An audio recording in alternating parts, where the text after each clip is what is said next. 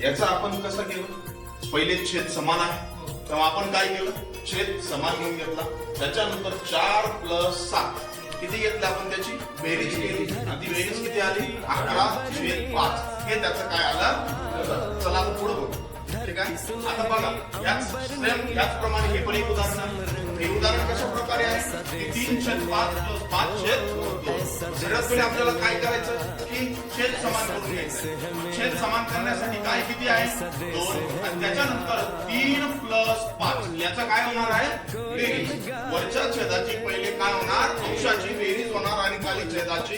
छेद तसा समान येत आहे. ओके. चला आपण आता खाली काय करू, छेद तसा 2 घेऊ आणि 3 आणि 5 किती होता, 8.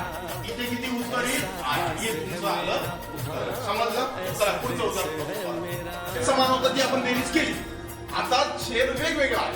हा काय अंश.